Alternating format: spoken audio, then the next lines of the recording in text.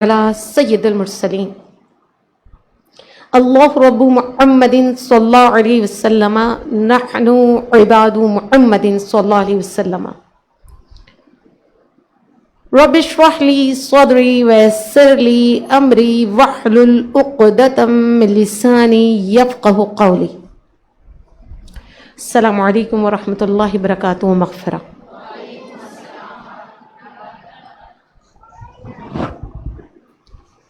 انشاءاللہ تبارک و تعالی آج ہم بات کریں گے رجال سازی میں خواتین کا کردار۔ رجال رجلن کی جمع مرد، مردوں کی جمع رجال۔ مردوں کو بنانا، اپنے آنے والی نسل کی کردار سازی، اپنے آنے والی نسلوں کی تعلیم و تربیت، ان کو شعور اور آگہی دینا، یعنی پوری قوم کو بنا دینا، پورے معاشرے کی تعمیر کرنا، افراد سازی کرنا، اس میں خواتین کا اپنا کیا رول پلے ہے، ان کا اپنا کیا کردار ہے، آج اس پر بات ہوگی۔ تو بات یہ ہے کہ تاریخ تو گواہ ہے اس بات پر کہ ہمارے مشاہدین ملت اور امت مسلمہ کے اکابرین ہو، پائے کے مفسرین ہو یا محدثین، یا پھر بڑے بڑے علماء ہو یا فقہا، یہاں تک کہ بڑے بڑے دانشور، سائنسداں، مفکرین، غرض ہر نامور مشہور اہل علم یا کسی بھی میدان کو زیر کرنے والے کے پیچھے آپ دیکھیں گے کہ اس کا بلند مقام، اس کا بلند مرتبہ، اس کی کامیابی، اس کی کامرانی، اس کا شعور، اس کا علم، اس کی آگہی۔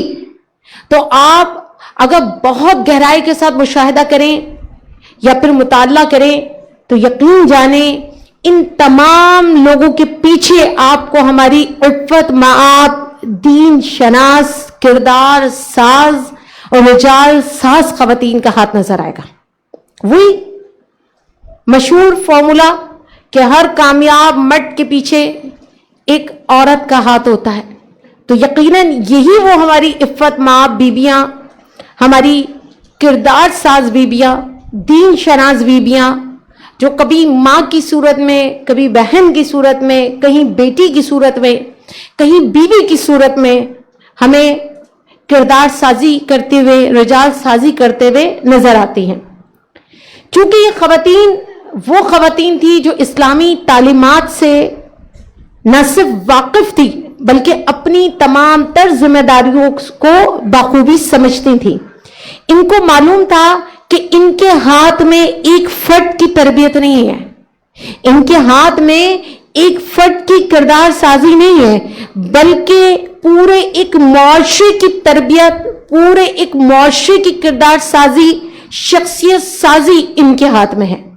یہی وجہ ہے کہ ان خواتین نے اپنی پوری زندگی کو نہ صرف پہلے خود کو اسلام کے قالب میں ڈھالا بلکہ دین اسلام کے اصولوں کے مطابق معاشرہ سازی میں اپنا اہم کردار ادا کیا، اور اپنی ذات، اپنی اولاد، اپنے گھر، اپنے خاندان، سارے لوگوں کے لیے پہلے تو اپنی ذات کو نمونے کے طور پہ پیش کیا، رول ماڈل کے طور پہ۔ اور یہی وجہ ہے کہ ہم دیکھتے ہیں کہ ان خواتین کے اگر آپ زندگی پر نظر ڈالیں تو ان کا گھر ہو یا ان کے خاندان کی تربیت، معاشرے کی بات ہو، اصلاح کی، تو آپ کو یہ وہاں بھی نظر آئیں گی۔ دینی علم کا فروغ ہو تو یہ دین شناس خواتین اپنا کردار ادا کرتے ہوئے وہاں بھی نظر آئیں گی۔ معاشرے میں اعتدال پسندی کو فروغ دینا ہو، امن کا بول بالا کرنا ہو، تو وہاں بھی انہی خواتین کا اہم رول پلے ہے۔ یہاں تک کہ اخلاقی رول ماڈل کے طور پر انہوں نے اپنی ذاتوں کو خود ہی پیش کر دیا۔ تو یہ وہ خواتین ہیں جو ایسی دین شناس تھیں کہ خود فی نفسی اپنی ذات میں علمی، عملی، اخلاقی اور روحانی طور پر اعلیٰ نمونہ یہ خود تھی۔ یہ اپنے اعمال کے ذریعے، اپنی گفتار کے ذریعے، اپنے کردار کے ذریعے اسلامی اصولوں کی پاسداری کرتی نظر آتی تھی، اور نہ صرف یہ اسلامی اصولوں کی پاسداری کرتی تھی بلکہ یہ ہماری دین شناس خواتین دوسروں کے لیے قابل تقلید مثال بنتی رہی، اور یہ خواتین اپنے خاندان کو ہی نہیں بلکہ پوری امت مسلمہ کے لیے بہترین رول پلے اور کردار سازی کا ذریعہ بن کر خود بھی آفتاب کی طرح چمکتی رہیں۔ بڑے بڑے فقہ، بڑے بڑے محدثین، بڑے بڑے علماء اور دیگر مسلمان کسی بھی حال میں دیکھیے تو ہمیں نظر آئے گا کہ ان کے پیچھے جو رجال سازی کا اہم رول پلے ہے وہ ہماری ان دین شناس خواتین کا ہے۔ اور جیسا کہ میں بتا چکی ہوں، یہ دین شناس خواتین ہمیں ہر روپ میں نظر آئیں، اور چونکہ عورت بحیثیت عورت 4 حوالوں سے رول پلے کرتی ہے، یعنی کہیں ماں کے روپ میں، کہیں بہن کے، کہیں بیٹی اور کہیں شریک حیات، تو چاروں جگہ پر عورت مرد کی شخصیت سازی کرتی ہمیں نظر آئے گی۔ ماضی میں یہ خواتین جو دین شناس اور کردار ساز ہیں، مسلمان ان پر فخر کرتے آئے ہیں، اور ان کی محنت، ان کی توجہ، ان کا کردار ہے کہ انہوں نے ہر دور میں ایک بہترین قوم معاشرے کو عطا کر دی۔ یقین جانیے اگر ان منتخب شخصیات اور اس معاشرے کے پیچھے ہماری یہ دین شناس خواتین نہ ہوتی تو آج ہمیں یہ بہترین افراد ہماری تاریخ کو میسر نہیں ہوتے۔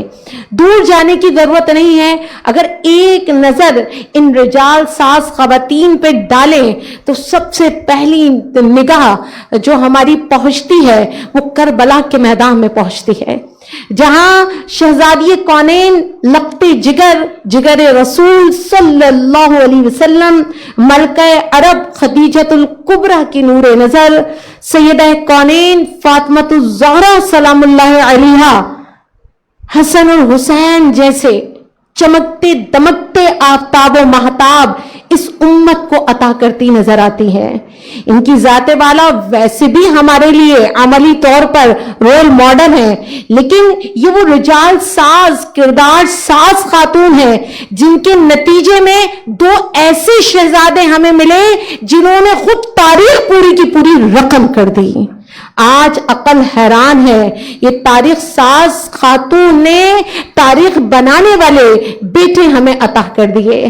اگر انہی سے جڑی ہوئی ایک اور خاتون کی بات کروں تو انہی کی شہزادی حضرت زینب سلام اللہ علیہا ہمیں نظر آتی ہے، جو کہ باکمال جرت مند خاتون تھی، اور ان کی شاہکار، ان کی تربیت کا شاہکار آنو محمد ہمیں نظر آتے ہیں۔ آپ کی تصنیف ہے، آپ خود کربلا کے میدان میں جرت اور حمیت کا استعارہ تھی، اور یقین کریں آپ کی تصنیف آنو محمد کی صورت میں کربلا کے میدان میں دیکھی گئی کہ باوجود اپنی کمسنی کے یہ دونوں بچے اسلام کی بقا کی خاطر میدان جنگ میں اپنے لہو کا نذرانہ دیتے نظر آتے ہیں۔ یہی نہیں، اگر ہم ایک ایک پر بات کریں تو بہت طویل فہرست ہے مسلم خواتین کی جن کا ذکر اس مختصر وقت میں ممکن نہیں ہے، لیکن کچھ رجال ساز، کردار ساز اور دین شناس خواتین کا ہم ذکر کرتے ہیں تاکہ ان کے ذکر سے ہمیں بھی جذبہ ملے، ہمیں بھی جو ہے ان سے غیرت و حمیت کا سبق ملے، اور کہیں نہ کہیں ان رجال ساز، دین شناس، کردار ساز خواتین کی فہرست میں مجھے اور آپ کو بھی شامل ہونے کا موقع ملے۔ جب بات ان خواتین کی ہو رہی ہے تو اس میں سب سے پہلے ایک معزز خاتون کی بات کرتے ہیں جن کی شادی اسماعیل نامی شخص سے ہوئی۔ اسماعیل ایک متقی شخص اور جلیل القدر عالم تھے، اور حضرت امام مالک رحمہ اللہ کی شاگردی میں تھے۔ اب اس مبارک شادی کا پھل انہیں اللہ نے ایسا عطا کیا کہ انہیں محمد نام کا ایک بیٹا عطا کیا۔ ابھی کچھ ہی عرصہ ہوا تھا کہ اس محمد نامی بچے کو یتیمی کا دکھ سہنا پڑا۔ جاتے جاتے विरासत में कुछ चीजें छोड़ गए, लेकिन माँ ने अपने शौहर के बाद अपनी बेटी की तालीम और तरबियत के लिए अपनी जिंदगी को वक्फ कर दिया। ख्वाहिश माँ की फकत ये थी कि मेरा बेटा आने वाले वक्त में जलीलुल कद्र आलम बनकर उफक पर चमके और अपने इल्म से तारीख दुनिया को मुनव्वर करे।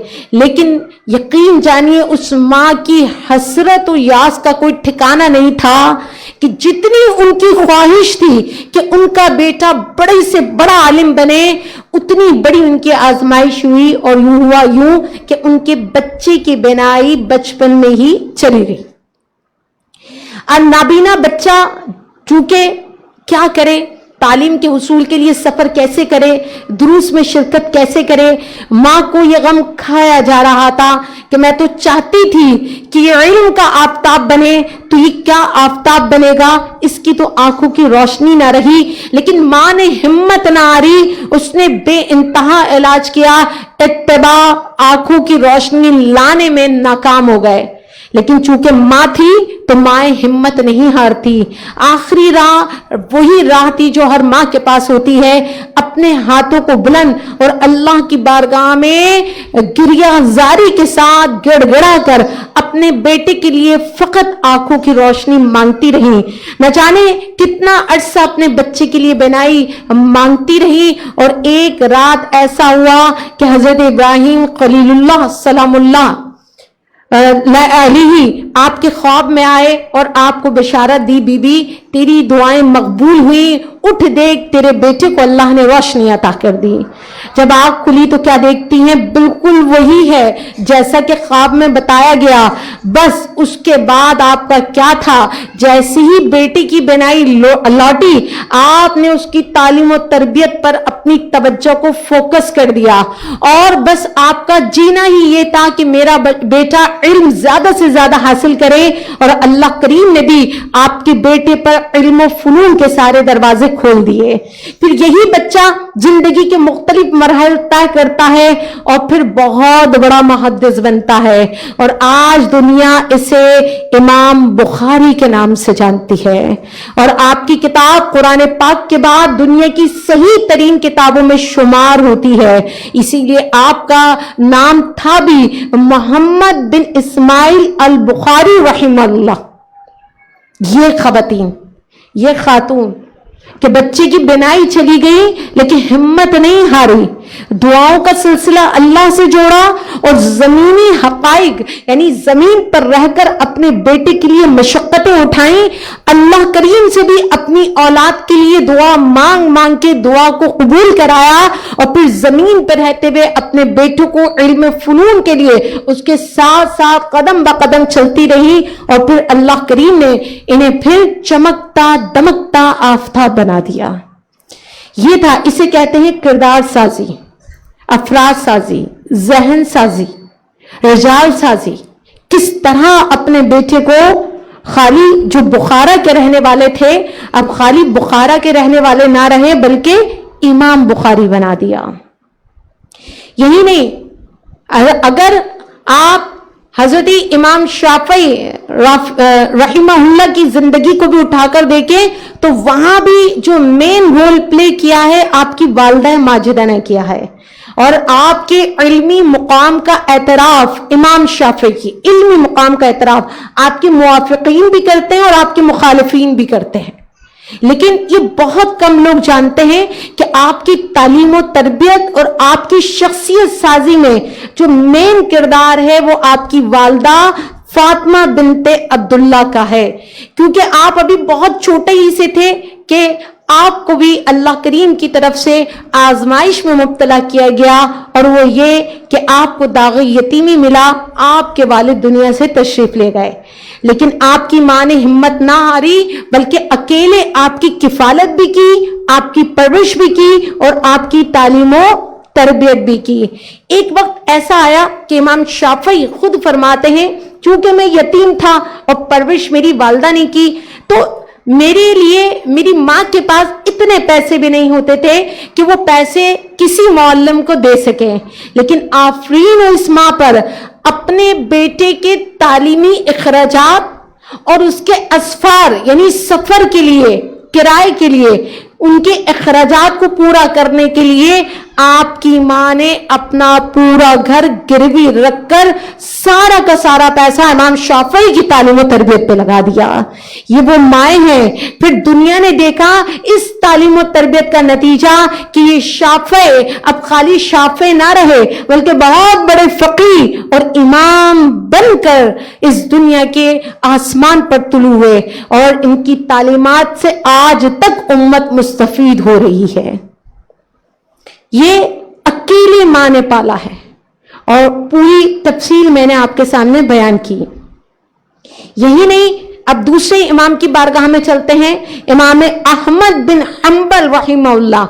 ان کی تعلیم و تربیت میں بھی ان کی والدہ کا مرکزی رول پلے رہا. کیسے کہ ابھی آپ کے والد تو خالی 30 برس کے تھے, دنیا سے چلے گئے, اور آپ کی والدہ صفیہ, ان کی پوری توجہ آپ کی پرورش, آپ کی تعلیم اور آپ کی تربیت کی طرف رہی. امام احمد بن حنبل چونکہ محدث بننے کے لیے آپ اکثر محدثین کی بارگاہ میں جاتے, وقت بے وقت جاتے, لیکن ماں چونکہ بچہ یتیم تھا تو کتابوں میں آتا ہے کہ آپ کی والدہ کو اتنی فکر ہوتی تھی کہ آپ رات کے جس پہر میں اٹھتے تھے والدہ ساتھ اٹھا کرتی تھی. کسی لمحے اپنے بچے کو انہوں نے خود سے الگ نہ ہونے دیا اور ان کی فکر کرتی, یہاں تک کہ آپ کے پاس خالی 2 موتی تھے جو بڑے قیمتی تھے. آپ نے اپنے بیٹے کو جب تھوڑے بڑے ہوئے سپرد کر دیے کہ بیٹا یہ میں نے 2 موتی جو قیمتی ہیں تمہاری تعلیم کے لیے رکھے ہوئے تھے, جنہیں حضرت امام احمد بن حنبل نے 30 دراہم کے عوض فروخت کر دیا.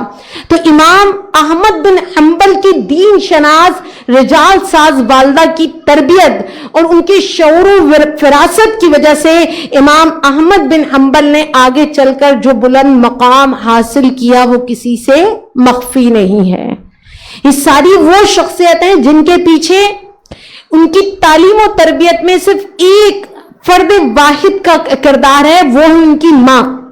اسی طرح اب حضرت امام مالک بن انس رحمہ اللہ جو ائمہ عربیہ میں سے یہ ہیں, ان کی بارگاہ میں چلتے ہیں, اور اللہ کریم نے انہیں علم حدیث اور فقہ دونوں میں بڑا بلند مقام عطا کیا. وہ ایک بار اپنی والدہ کی بارگاہ میں آئے اور کہنے لگے ماں سے کہ مجھے علم کی طلب کی اجازت دیجیے اور میں اس راہ میں جانا چاہتا ہوں. تو والدہ نے انہیں پہلے عمدہ کپڑے پہنائے, سر پر ٹوپی پہنائی, ان کے امامہ شریف باندھا, انہیں پوری طرح تیار کیا اور طلب علم کی اجازت دی. اور یہ ایک دن کی بات نہیں ہے, روز کا آپ کا یہی معمول تھا. اپنے بچے کو اپنے ہاتھوں سے تیار کرتی اور طلب علم کی راہ میں نکالا کرتی, یہاں تک کہ از خود بھی انہیں علم کی طلب کے ساتھ ساتھ ادب اور اخلاق کی تعلیم دیا کرتی تھی اور انہیں ترغیب دلایا کرتی تھی. ایسی اور بھی بہت ساری مثالیں.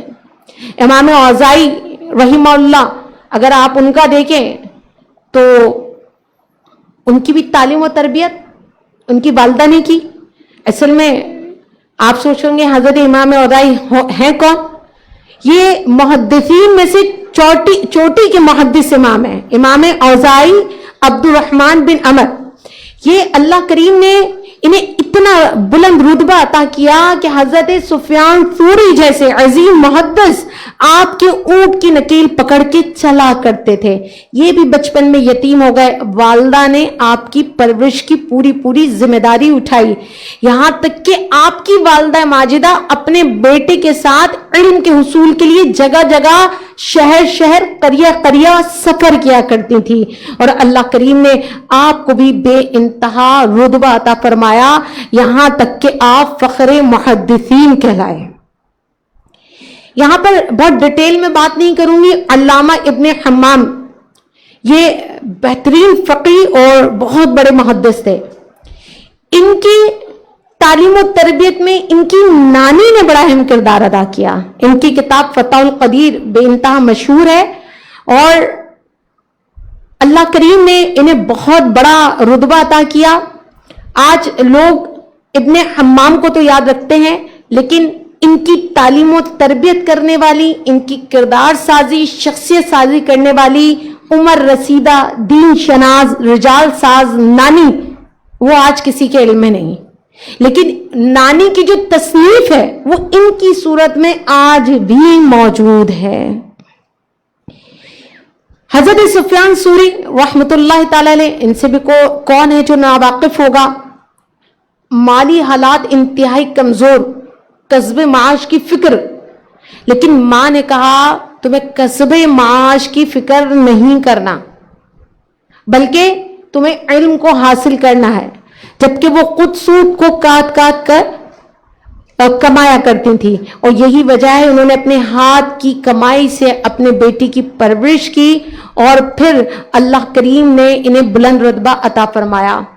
अब यहाँ ये तकरीबन मिलती जुलती बात है जो मैं आपसे कर रहा हूं, लेकिन यहाँ असल इनकी वालदा की, हजरत सुफियान सूरी की जो वालदा हैं, वो अपने बेटे को क्या नसीहत कर रही है, वो नसीहत सुने, शायद जिंदगी में हमने अपनी औलाद को नहीं की होगी। वो फरमाती है मेरे बेटे, जब तुम 10 हुरूफ सीख लो, 10 हुरूफ, तो देखो क्या तुम्हारी चाल, तुम्हारी ढाल, इल्म, बुर्दबारी और वक़ार में इजाफा हुआ है। अगर कुछ ज्यादती नहीं हुई, अगर कुछ इजाफा नहीं हुआ, तो जान लो ये इल्म ना तुम्हें नुकसान पहुंचाएगा और ना ही नफा देगा। हमने अपने बच्चों को मैट्रिक कराने तक कभी गौर व फिक्र किया ये स्कूल से जाकर सीख क्या रहा है, ये ट्यूशन में जाकर सीख क्या रहा है, ये कोचिंग सेंटर में जाकर सीख क्या रहा है, इसके अखलाकियात क्या हैं, इसके मामूलात क्या हैं, ये इसके पास अदब कितना है। वहां हम देख रहे हैं माएँ खुद कमा भी रही हैं, रखी भी चीजें बेच भी रही हैं, लेकिन अपने बच्चों को इल्म दिला रही हैं। लेकिन खाली इल्म पे रुकी नहीं है, उनकी तरबियत पर मुकम्मल उनकी तवज्जो है, मुकम्मल फोकस है। फरमा रही है खाली 10 हुरूफ सीख लो तो तुम्हारी चाल में नजर आए, तुम्हारी ढाल में नजर आए, तुम्हारा इल्म बढ़ा हुआ हो, तुम्हारी बुर्दबारी हो, तुम्हारे वक़ार में इजाफा हो। और वो कह रही है अगर ऐसा नहीं है तो जान लो ये इल्म ना तुम्हें नफा देने वाला है और ना ही नुकसान पहुंचाने वाला। तो ये अपने जमाने की वो बेमिसाल खवातीन रही हैं जो रिजाल साज भी रही, दीन शनाज भी रही, किरदार साज भी रही। और यही वजह है कि उस वक्त का मुआशरा हमें बेहतरीन नजर आता है। चलते चलते एक नजर अल्लामा इकबाल पे भी डाल लीजिए, जिनके नाम से हर बंदा ही वाकिफ है। कोई ऐसा शख्स नहीं है जो ये कहे कि मैं अल्लामा इकबाल को नहीं जानती। और क्या शख्सियत थे कि सोई भी कौम को जगा गए। इस पाकिस्तान को तसव्वुर में उन्होंने देखा, जिसका अमली जामा कायदे आजम मोहम्मद अली जिन्ना ने हमारी सूरत में पेश किया। लेकिन इंतहाई इनकी वालदा इंतहाई सौले खुदा तरस नेक खातून थी। इन्हें एक बार ऐसा लगा कि इनके शौहर की यानी अल्लामा इकबाल के वालिद की कमाई मुश्तबा है, तो लिहाजा उन्होंने बहसत बीवी मुतालबा किया कि आप अपनी ये नौकरी छोड़ेंगे, मुझे आपकी कमाई मुश्तबा लगती है। इसी दौरान अल्लामा इकबाल यानी इकबाल की पैदाइश हो गई। अब इन्होंने अपने शौहर से कहा कि चूंकि मुझे आपकी कमाई मुश्तबा लगती है, इश्तिबा है, यानी डायरेक्टली हराम नहीं है लेकिन इश्तिबा है, लिहाजा मैं आपकी कमाई से तो अपने बच्चे को नहीं पालूंगी, दूध नहीं पिलाऊंगी। लिहाजा उन्होंने अपने जेवरात को बेचकर एक गाय खरीदी और उसके दूध को अल्लामा इकबाल को पिलाना शुरू कर दिया। और फिर ये बच्चा जो खाली इकबाल था फिर इकबाल ना रहा, पाकीज़ा माँ की पाकीज़ा तरबियत ने आज उन्हें शायर मशरक अल्लामा इकबाल के नाम से इस दुनिया में मुतारिफ करा दिया। तो ये वो माएँ थी जो अपनी औलाद के लिए इस कदर फिक्रमंद हुआ करती थी। हमारी फिक्र बस यहाँ तक है, एग्जाम्स और रिजल्ट कार्ड, नंबर देखें, हाँ भाई 60s में लिए हैं, 70s में लिए हैं, 80s में लिए हैं, बस ये देखा और बात खत्म। हमें ना बच्चे की चाल की फिक्र, ना ढाल की फिक्र, ना किरदार की फिक्र, ना गुफ्तार की फिक्र, हमें किसी चीज की फिक्र नहीं। फिक्र है तो बस ये कि वो नंबरों की दौड़ में कितना आगे, वो परसेंटेज क्या ले रहा है, वो किस सब्जेक्ट में कितने नंबर ले रहा है। अच्छा, ये सारी बातें तो मैंने उन मुस्लिम खवातीन की जिन्होंने एक इनकलाब बर्पा किया, जिन्होंने बेहतरीन बेटे हमें अता किए। جنہوں نے کیا کچھ نہیں ہمیں عطا کیا. لیکن یہ چلتے چلتے میں نے ایک عیسائی خاتون کو بھی لیا, امریکہ کی, American inventor and business man, یعنی تھامس الوا ایڈیسن, جس نے بلب ایجاد کیا. اسے بھی لے لیتے ہیں کہ عورت خالی مسلم نہیں, اگر غیر مسلم بھی ہو اور تربیت کرنا جانتی ہو تو وہ بھی اپنی اولادوں کو کہاں پہنچا دیتی ہیں. یہ 1858 کا دور ہے. اور جس ایڈیسن کی میں بات کر رہی ہوں, انہوں نے 1000 سے زیادہ چیزوں کو ایجاد کیا اور موجد بنے. نوبل انعام یافتہ 19ویں صدی کے سب سے بڑے سائنٹسٹ. لیکن جب یہ 11 سال کے تھے تو انتہائی نالائق تھے. بات کو سمجھے گا, 11 سال کی عمر کا یہ نالائق بچہ اپنی عمر کے لحاظ سے تمام بچوں میں سب سے پیچھے, اور ویسے ہی اس کے پاس کوئی قابلیت نہیں تھی. رہی سہی کسر تیز بخار نے نکال دی, اور وہ کیا ہوا, تیز بخار کے سبب سماعت چلی گئی, نیم بہرا پن, یعنی کم سنتا تھا. دوسرے اس کے بارے میں کیا رائے رکھتے تھے اس کو بالکل پرواہ نہیں تھی. اپنی دنیا میں مگن رہنے والا یہ بچہ تھا. غربت کا شکار تھا, دماغ میں عجیب و غریب کی چیزیں آتی رہتی تھی. جس اسکول میں وہ پڑھتا تھا تو اس کے دماغ کی کمزوری کی وجہ سے وہ پڑھنا نہیں چاہتا تھا. اسکول کے ٹیچرز اتنے بیزار ہوئے کہ وہاں کی پرنسپل نے ایک لیٹر بچے کو تھمایا اور کہا جا کے اپنی ماں کو دے دینا. وہ گھر پہنچا, ماں کو لیٹر تھما دیا. ماں نے اس لیٹر کو کھولا, ماں کے چہرے کی رنگت تو ادھر ادھر ہوئی, لیکن اس نے اپنے ایڈیسن بیٹے کو کہا کہ تمہارے استاد نے, تمہاری ٹیچر نے, تمہاری پرنسپل نے لکھا ہے کہ تمہارا بیٹا تھامس ایک جینیس بچہ ہے. یہ اسکول اس کے لیے بہت چھوٹا سا ہے, یہاں اتنے اچھے استاد نہیں ہیں جو اسے پڑھا سکیں, لہذا آپ اسے خود پڑھا لیں.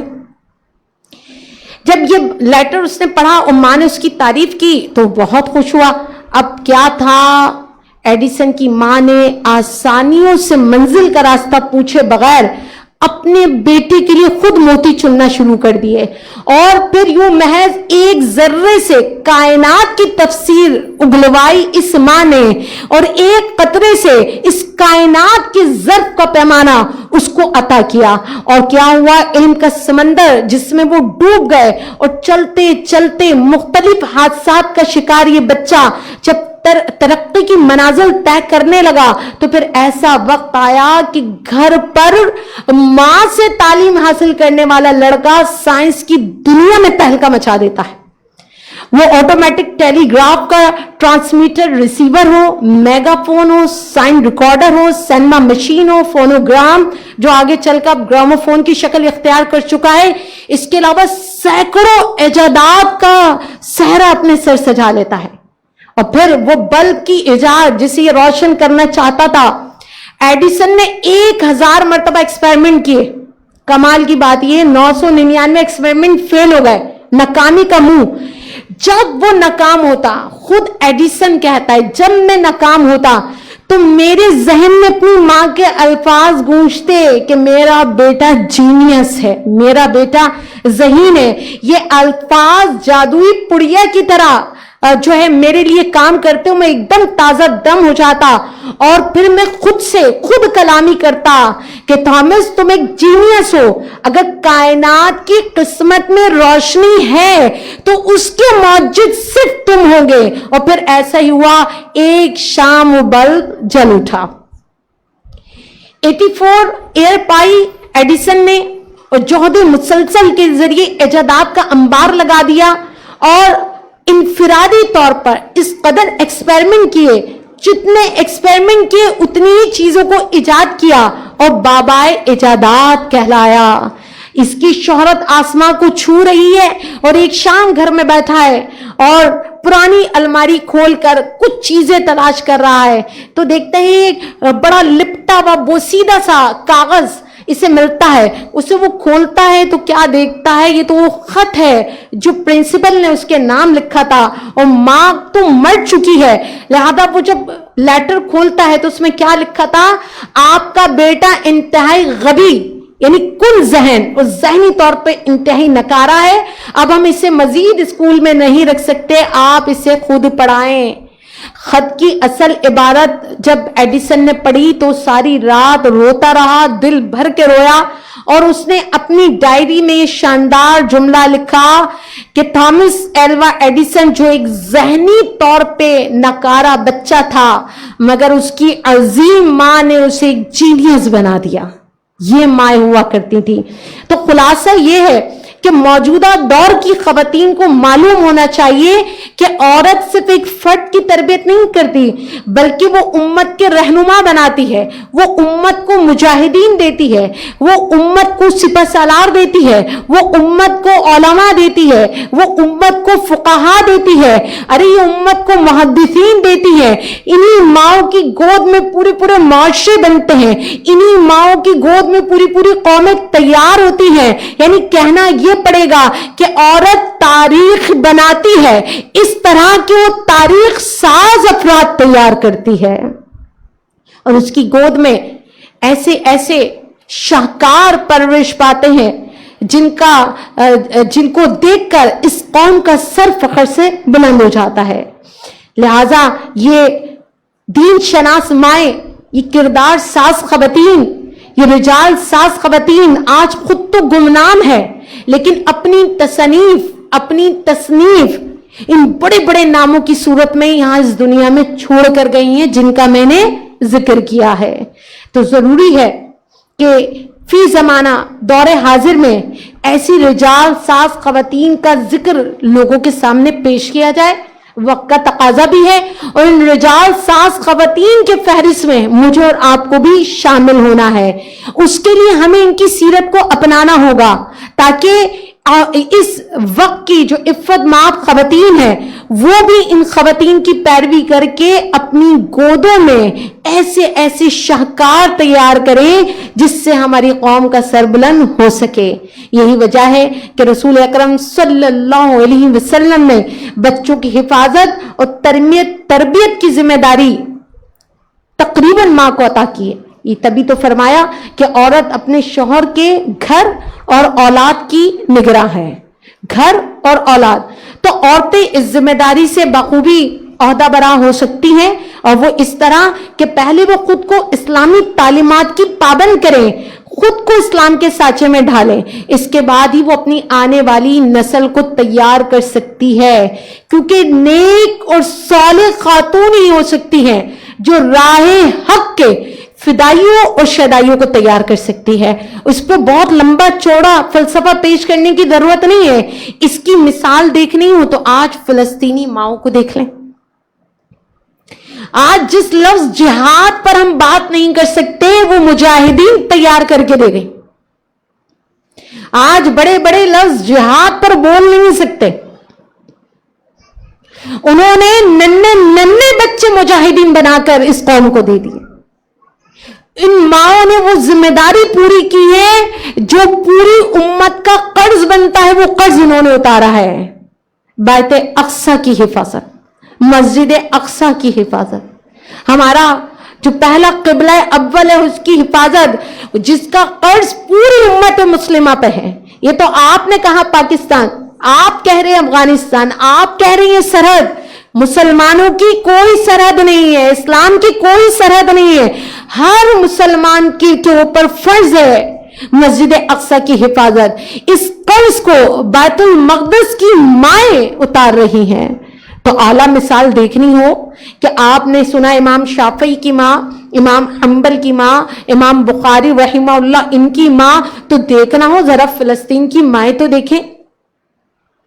ایک ساتھ 6 بیٹے شہید ہو گئے, شکر خدا ادا کر رہے ہیں. ننھے لال اسلام کی راہ میں قربان کر رہے ہیں. دیوانہ وار ملبوں میں اپنے بچوں کو تلاش کر رہے ہیں. اپنے 3 بچوں کی تدفین کر کے ننھا سا بچہ گود میں اور کہہ رہی ہیں اسے بھی آنے والے وقت میں مجاہد ہی بنانا ہے. آپ دیکھیے, اسی لیے یہاں ایک کوٹیشن میں لائی, میں معروف عرب مصنف ہیں, عرب کے معروف مصنف ادم شوقاوی, وہ کہتے ہیں کہ ایک سال قبل میری اہلیہ نے مجھ سے کہا جب غزہ کی جنگ ختم ہوگی تو ہم غزہ کی یتیم بچے لے کر اپنے بچوں کے ساتھ ان کی پرورش اور تربیت کریں گے. میں نے اہلیہ کو جواب دیا کہ جنگ ختم ہوگی تو ہم اپنے بچے بھی اہل غزہ کو دے دیں گے تاکہ وہ ہمارے بچوں کی تربیت کرے. پورا موقف اس کوٹیشن میں آ رہا ہے کہ ہم ان کے بچوں کی کیا تربیت اور کفالت کریں گے. ہم اپنے بچے بھی انہیں دے دیں. ان کے بچے ملبے پہ بیٹھ کر تلاوت قرآن کر رہے ہیں, ہمارے بچے ٹک ٹاکر بن رہے ہیں. ان کے بچے مسجد اقصی کے لیے گولیاں اپنے سینوں پہ کھا رہے ہیں, ہمارے بچے میوزک پہ تھرک رہے ہیں, ناچ رہے ہیں, گا رہے ہیں. ان کے بچے ہمارے اسلاف کا عکس ہیں. ہمارے بچے سمجھ نہیں آتا کہ عورت کو عورت کہوں کہ مرد, مرد کو مرد کہوں کہ عورت. وہ کردار کی اس عظیم بلندی پر ہے کہ جہاں وہ مسجد اقصی کی حفاظت کے لیے اپنا سب کچھ قربان کر رہے ہیں, اور یہاں ہم ایک دوسرے کے لہو کے پیاسے ایک دوسرے کے ساتھ دھوکہ کرتے ہوئے ایک دوسرے پہ ظلم و زیادتی کرتے ہوئے نظر آتے ہیں. غور و فکر تو کیجئے اور دور نہ جائیے. آج ہی کا حادثہ روح تک کانپ گئی. ہمارے پاس تو روزانہ ایسی خبریں ہیں, اگر ہم خبروں پہ ہی تبصرہ کر لیں تو یقین کریں روز ایک بیان تیار ہو جائے. لیاقت آباد گجر نالے سے 5 سالہ سویرا بچی کی لاش ملی ہے. آج روح کانپ رہی ہے. بچی صبح نکلی تھی اور پھر اس کے بعد آئی نہیں. تلاش کیا تو لاش یہاں سے ملی. دکھ کی بات یہ نہیں کہ لاش یہاں سے ملی, دکھ کی بات یہ ہے کہ اس کے پورے وجود سے سارے اعضاء نکال لیے گئے. اس بچی کے پاس کچھ بھی نہیں ہے, نہ آنکھیں, نہ جگر, نہ گردہ, نہ دل, کچھ بھی نہیں. اور بچی کی لاش ناقابل دید ہے. اچھا بچی کی عمر کیا ہے؟ 5 سال. 5 سال کی بچی کے ساتھ انسانیت سو ظلم, اور اسے اغوا کرنے والی بھی ایک خاتون ہے جو کہ کیمرے میں دکھائی گئی. یہ حال ہے ہمارا. ہم لڑیں گے فلسطین میں جا کر. یہ ہم کیا ذہنی معذور لوگ تیار کر رہے ہیں. یہ ہم نفس پرست اپنی اولادیں تیار کر رہے ہیں.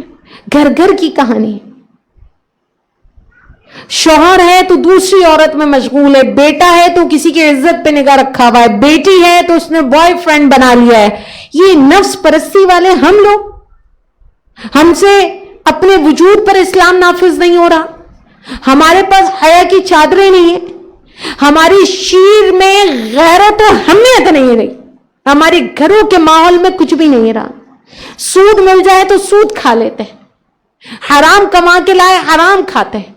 ہماری فکر, ہماری پرواز فقط اتنی ہے کہ ہر شادی میں ہمارے پاس نیا جوڑا ہو, جیسا ہمارا ہو کسی کے پاس نہ ہو. 10-20 ہزار سے کم کا جوڑا نہ ہو. شادی ہو تو لاکھوں کروڑوں میں ہو. گول پہنے تو بس پہنتے چلے جائیں. یہ ہم جیسی عورتیں رجال ساز نہیں ہو سکتی. ہم اس قوم کو بہترین سپوت نہیں دے سکتے. ہم تو اس قوم کو, امت مسلمہ کو حیادار بیٹیاں بھی نہیں دے سکے. ہمارا کیا مقابلہ ان سے. لیکن ہاں ہم اس دور میں ہیں جہاں فلسطین کی ماں نے حجت قائم کر دی. اگر مجھ سے آپ سے اللہ کریم نے پوچھ لیا اور میں نے آپ نے کہہ دیا کہ مولا 2025 میں ممکن نہیں تھا اسلام پہ عمل کرنا, رب کریم فلسطین کی سرزمین ہمارے سامنے رکھ دے گا کہ بغیر چھت کے, بغیر دیواروں کے بھی یہ وہ عفت ماں بیویاں تھیں جنہوں نے اپنی عزتوں کو بھی حفاظت کی, اپنے سپوتوں کی لہو کو بھی بہتا ہوا دیکھا اور آنے والی اولادوں کو پھر اسلام کی راہ میں لگا دیا. ہم کیا جواب دیں گے؟ ہم نے کیا تربیت کی ہے؟ بہت ہے. اے لیول اور او لیول یہ ہمارا معیار ہے. انگلش فر بول رہا ہے یہ ہمارا معیار ہے. گاڑی بڑی سی خرید لی یہ ہمارا معیار ہے. بنگلے میں لے آیا بیٹا ہمارا یہ ہمارا معیار ہے. کبھی ماؤں نے فکر کی نمازوں کی پابندی ہماری اولاد کے پاس ہے کہ نہیں؟ رزق حلال کھا رہا ہے کہ نہیں؟ یہ بد نگاہی تو نہیں کر رہا؟ یہ کسی کی بہن بیٹی پہ بری نگاہ تو نہیں رکھ رہا؟ کہیں میری بچی کسی نامحرم کی محبت کے عذاب میں تو مبتلا نہیں ہو رہی؟ کیا ہمارے گھروں میں تلاوت قرآن کی گونج ہے؟ ارے ہم نے خالی حافظ تیار کیے ہیں اور حافظات یعنی رٹے رٹائے الفاظ. فلسطین کی ماؤں کو سلام ہے. انہوں نے خالی قرآن حافظ نہ بنائے, قرآن محافظ بھی بنائے ہیں. وہ خالی حافظ نہیں ہے, حفظ کرنے والے. آج ہمارے قرآن حافظ بچے بچیاں ناچ رہے ہوتے ہیں. آج ہمارے قرآن حافظ بچیاں بے پردہ جینز پہنے گھوم رہی ہوتی ہیں. اصل مقصد وہ تھا جو فلسطینی ماؤں نے پورا کیا کہ کس طرح اپنے بچوں کو خالی رٹوایا نہیں ہے, قرآن ان کے اندر اتارا ہے. وہ قرآن کے حافظ بھی ہیں, وہ قرآن کے محافظ بھی ہیں, وہ قرآن پہ عمل کرنے والے بھی ہیں, وہ قرآن کو پڑھنے والے بھی ہیں. یہ تھا اصل قرآن کا حق. اور قرآن پہ تدبر جو انہوں نے کیا وہ میں اور آپ نہیں کر سکتے. اگر ملبے پہ بیٹھ کر بچہ تلاوت قرآن کر رہا ہے تو یقین کریں تدبر قرآن ان کا خاصہ ہے. ہمارے پاس کیا ہے؟ رٹے رٹائے الفاظ, نہ الف سمجھ میں آتی ہے نہ با, بس پڑھتے چلے آتے ہیں. وہ بھی نہیں پڑھتے ہیں تو بغیر سوچے سمجھے پڑھتے ہیں. قرآن پڑھتے ہوئے کبھی آنکھوں نے گریہ نہیں کیا. قرآن پڑھتے ہوئے کبھی ہمارا دل نہ کاپا نہ خوش ہوا. قرآن پڑھتے ہوئے کبھی اللہ کریم کی معرفت بھی نہیں ملی. قرآن پڑھتے ہوئے کبھی لگا نہیں کہ اللہ کریم ہم سے مخاطب ہے, کیونکہ بس زبان پڑھتی چلی جاتی ہے. ایک بوجھ ہے جو ہم نے اتار دیا بس. تو غزہ کی ماؤں نے, یہ مائیں رجال ساز مائیں کیا مٹ تیار کر رہی ہیں, کیا بیٹے بنا رہی ہیں, کیا تربیت کر رہی ہیں اپنے بیٹوں کی, اپنے شوہروں کی. ان کی بیک پہ کھڑی ہیں اور انہیں فرنٹ پہ لا کر مسجد اقصی کی حفاظت, اسلام کی بقا کے لیے اپنے جوانوں کو قربان کر رہی ہیں. تو یہ وہ رجال ساز خواتین ہیں. اور آج کے دور میں اگر میں کہہ تو رہی ہوں, میں اپنے اوپر نظر ڈالوں, آپ اپنے اوپر, تو یقین کریں رجال سازی کے اس میدان میں ہمارا کردار مایوس کن ہے. ایک عربی حکایت ہے جو اس وقت فیس بک پہ بھی چل رہی ہے, اگر آپ پڑھیں, لیکن آپ اسے دل کے کانوں سے سنیں, کہ جو سلف و صالحین کے زمانے میں, جیسے کہ میں نے ابھی بتایا, وہ عورتیں ہوتی تھیں تو وہ اپنے بچوں کو بسم اللہ پڑھ کر دودھ اس نیت سے پلاتی تھی کہ بچہ بڑا ہو کر اسلام کا شاہ سوار بنے گا, ہمارا بچہ بڑا ہو کر اسلام کا داعی بنے گا, ہمارا بچہ عالم بنے گا, قائد بنے گا, مجاہد بنے گا, شان والا بنے گا. یہی وجہ ہے ماؤں کی جیسی نیتی تھی تو ویسی ہی رجال ہمارے سامنے آئے. صلاح الدین ایوبی کی صورت میں, محمد بن قاسم کی صورت میں, کیسے کیسے رکھوالے تھے. بیت المقدس آزاد کرا کے ہمیں دے دیا. ایک عورت کی پکار پر سندھ فتح کر لیا. تو مائیں ایسی تھیں. اور آج کی ہماری عورتیں اپنے بچوں کو فقط ایک ہی نیت سے دودھ پلاتی ہیں کہ بچہ بس سو جائے. یہی وجہ ہے کہ آج ساری امت سو رہی ہے. غیرت و حمیت کہیں بھی نہیں ہے.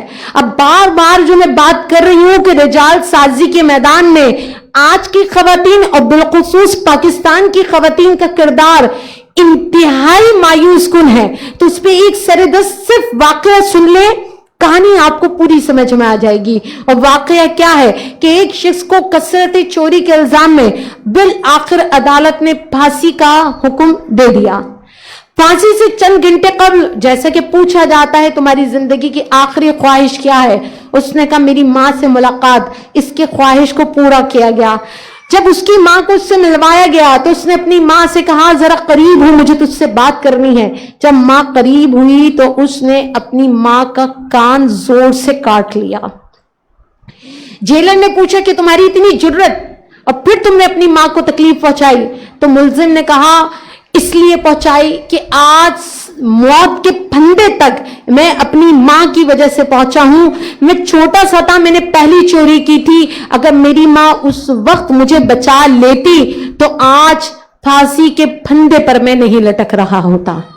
یہی کردار ہے ہمارا.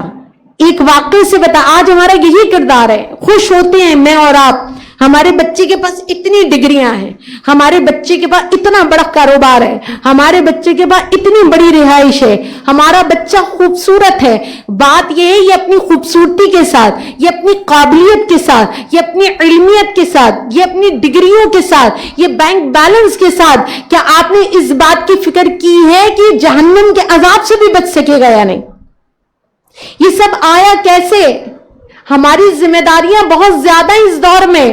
ٹیکنالوجی نے انقلاب برپا کر دیا ہے. اس انقلابی دنیا میں ہمارے لیے تو ابھی سے حشر برپا ہے. کیا کرے؟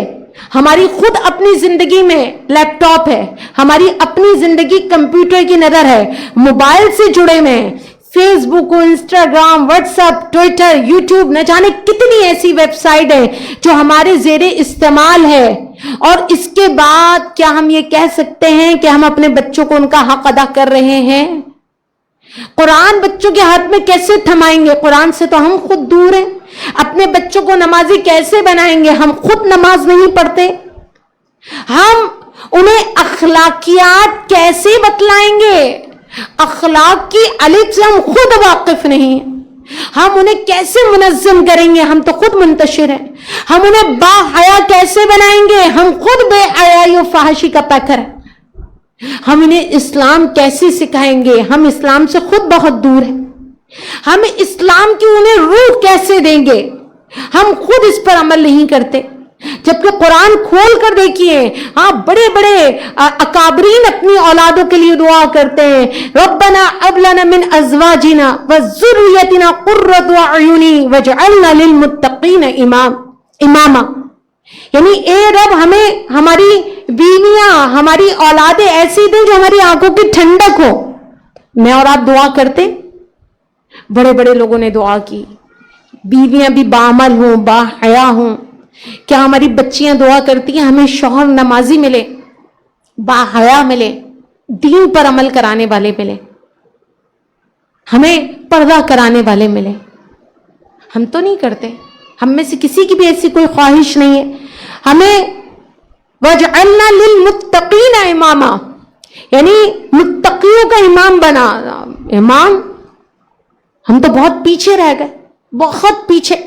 پھر ہمارا رونا ختم نہیں ہوتا. ہم مجھے بتائیے, جس تناظر میں آج یہ میں بات کر رہی ہوں, ہم فلسطینی ماؤں بہنوں بیٹوں کی کیسے مدد کریں گے؟ علمی دنیا میں ہم پیچھے ہیں, عملی دنیا میں ہم پیچھے ہیں. اولادیں ہم نے تیار نہیں کی, ہم نے ان کی تربیت نہیں کی. بیٹیاں ہمارے ہاتھوں میں نہیں ہیں, گھر کا ماحول دینی نہیں ہے. ہم خود دین شناس ہیں. ہم نے اس قوم کو کیا دیا؟ ہم نے اس امت کو کیا دیا؟ ہمارا کام تھا ایک پوری قوم تیار کر کے دینا. تم مجھے اچھی مائیں دو, میں تمہیں ایک اچھی قوم دوں گا. اپنی اس قوم کا نظارہ دیکھنا ہو تو بے ہنگم ٹریفک دیکھ لیں, اور ذرا سی گاڑیوں کے ٹکرانا پر گالم گلوچ دیکھ لیں. یہ ہمارے معاشرے کا المیہ, یہ ہماری تربیت. ہم اتنے بڑے مقصد کے لیے کیا کریں گے؟ جذباتی نعرے, جذباتی باتیں نہیں. ہمیں علمی اور عملی میدان میں اتر کے کام کرنا ہے. باوضو مائیں ایک اچھی قوم بنا کے دے سکتی ہیں. باوضو ہو کر اپنا شیر پلانے والی مائیں, قرآن کی تلاوت کرتے ہوئے, قرآن میں تدبر کرتے ہوئے اپنی اولادوں کو پالنے والی مائیں, دنیا کے کسی بھی حصے میں, کسی بھی کونے میں اپنے 5 وقت کی نمازوں کی حفاظت کرنے والی مائیں, اپنی زندگی کے معمولات کو قرآن کی روشنی میں گزارنے والے ماؤں کی ضرورت ہے. ہم تو نہ تیتر ہیں نہ بٹیر ہیں. شادیاں کریں گے ہندوستانی, زندگی گزاریں گے یورپ میں, مریں گے لیکن مدینے میں. کمال. ہم نے مرنے کی مدینے میں دعا مانگی ہے, اور یورپ کے ویزے کے لیے ہم نے دھکے کھا کھا کے پوری عمر گزار دی. یہ ہے ہمارا وتیرہ. عجیب سے لوگ ہیں, عجیب سی سوچ ہے. نماز پڑھنا نہیں چاہتے, لیکن آپ پوری رات کسی محفل میں بٹھوا لیں, بیٹھے رہیں گے.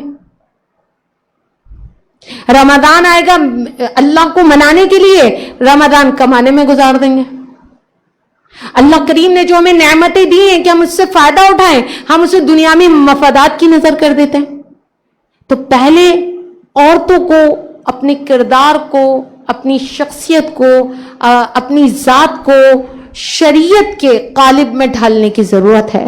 قرآن سے روح لینے کی ضرورت ہے کہ ایک مسلمان عورت کو کیسا ہونا چاہیے.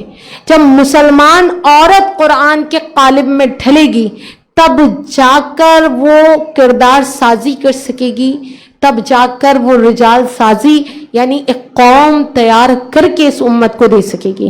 جب اپنا ہی دامن خالی ہو تو بھلا ہم اس قوم کو کیا دے سکتے ہیں؟ اور جو کچھ ہم نے اس قوم کو دیا ہے، اس معاشرے کو دیا ہے، اس وطن کو دیا ہے، اس کی تنزلی میں اور آپ روزانہ حادثات کی صورت میں دیکھ رہے ہیں، جیسا کہ میں ذکر کر چکے.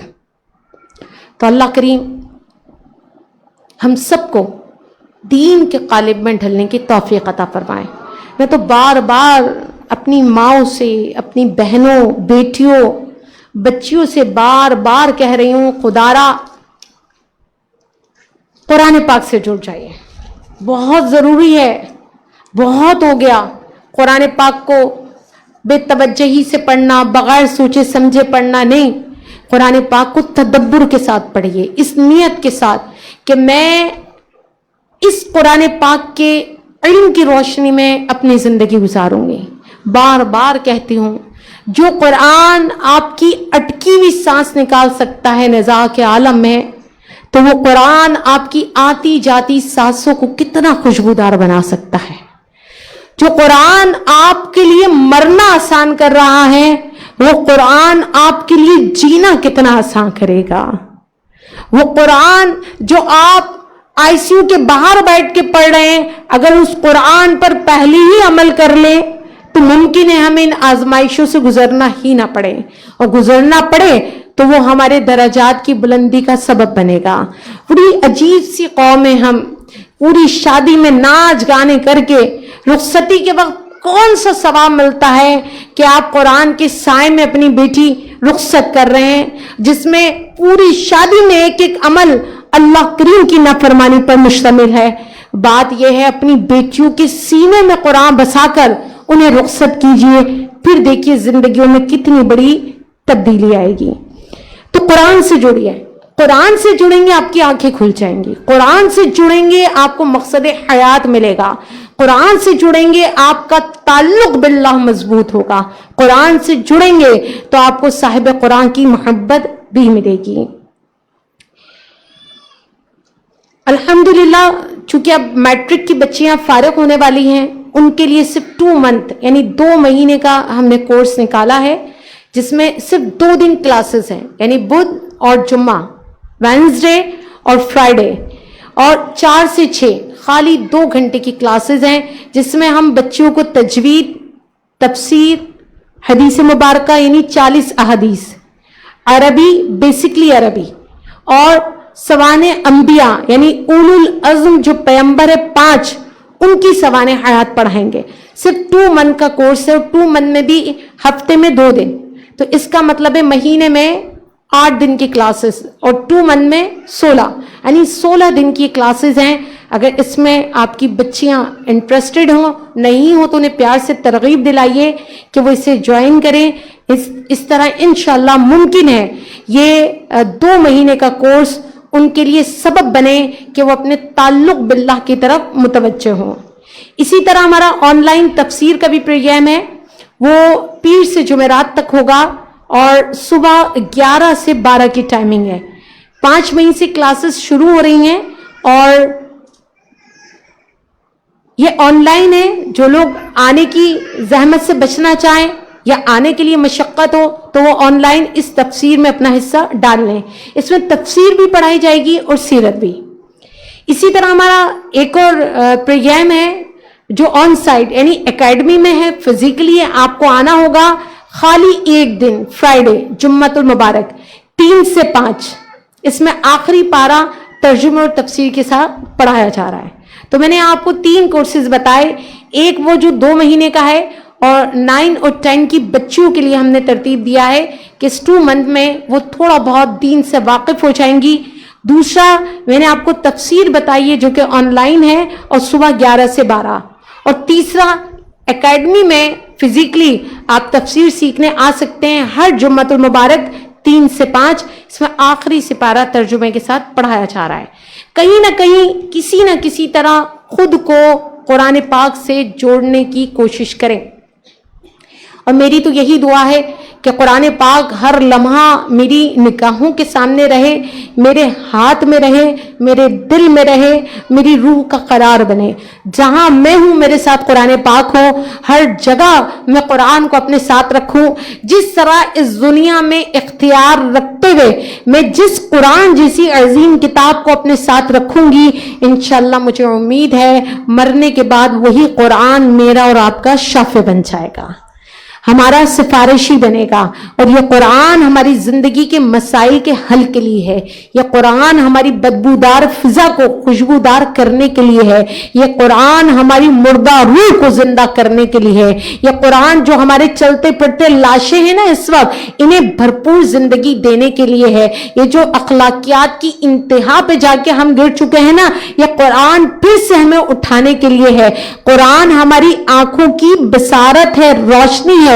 قرآن ہمارے سماعتوں کی لذت ہے.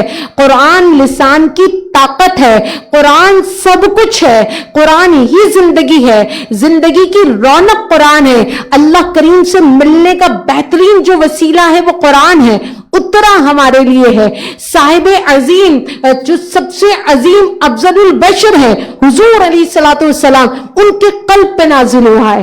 لانے والے تمام فرشتوں کے سردار یعنی حضرت جبریل امی ہے. جس مہینے میں آیا وہ تمام مہینوں کا سردار یعنی رمضان ہے. اور جس شب میں اترا وہ شب قدر ہے. ایسا کیسے ممکن ہے اتنی عظمت والی کتاب سے میں اور آپ تعلق نہ جوڑیں اور پھر ہم نوحہ بیان کریں؟ جس دن اس امت کا تعلق کتاب اللہ سے مضبوط ہو گیا، یقین کریں اس امت کو دوبارہ عروج حاصل ہو جائے گا. تو خدا را اپنی نسلوں کو اسلام سے وابستہ، اسلام کی محبت دینے کے لیے، رجال سازی کے لیے، دین شناسی کے لیے پہلے خود قرآن پاک سے جڑ جائیے. آپ کو دیکھ کر آپ کی نسلیں، آپ کی اولادیں خود قرآن پاک سے جڑ جائیں گی، مضبوط ہو جائیں گی. تو اللہ کریم ہمیں قرآن پاک سے لا زوال مضبوط تعلق عطا فرمائے، صاحب قرآن کی محبت عطا فرمائے، اہل بیت سے تمسک عطا فرمائے، تعظیم صحابہ کرام علیہ رضوان ہمارا ایمان رہے. اللہ کریم ہمیں دین و دنیا کی بھلائیاں عطا فرمائے اور فلسطین کے لوگوں کی اللہ کریم مدد فرمائے، غیبی مدد فرمائے. ہمارے حکمرانوں کو غیرت و حمیت عطا فرمائے. ہماری OIC سمیت جتنی تنظیمیں ہیں اللہ کریم ان کو بیداری عطا فرمائے. ہمارے بزرگوں کو طاقت اور قوت عطا فرمائے. ہماری ماؤں کو جرت عطا فرمائے. اللہ کریم ہمیں مجاہدین عطا فرمائے. رب کریم ہم فلسطین کے لیے کچھ نہیں کر سکتے سوائے اس کے کہ مولا دعائیں ہیں جو تیری بارگاہ میں پیش کرتے ہیں. تو ظالم کا ہاتھ پکڑ لے، تو ظالم کو نیست و نابود کر دے، تو ظالم کے گھر برباد کر دے، ان کے لیے آسانیاں مفقود کر دے، ان کے اسلحے مولا زنگ آلود کر دے. ہمارے مجاہدین کو درازی عمر بالخیر عطا فرما. رب کریم ان کے معاملات میں برکتیں عطا فرما. مولا وہاں جو بچپنا ہے وہ ہمارے بچوں کا بچپنا ہے، وہاں کے بچوں کی حفاظت فرما، وہاں کے جوانوں کی حفاظت فرما، وہاں کی عفت ماں بیویوں کی حفاظت فرما، غیب سے ان کی امداد فرما. مولا ہم اپنی آنکھوں سے مسجد اقصی کی آزادی دیکھیں. رب کریم ہم مسجد اقصی میں آزادی کے ساتھ اپنی فلسطینی مسلمان بہن بھائیوں کو وہاں سجدہ کرتے دیکھیں. ایسی صبح طلوع کرا دے، ایسی مولا ایسے اچھی لمحات عطا کر دے. اور جو غفلت میں ہماری مائیں بہنیں لوگ وقت گزار رہے ہیں مولا ہمیں پھر سے قرآن سے جڑنے کی توفیق عطا فرما دے اور اپنی نسلوں کو سنوارنے کی فکر عطا فرما دے.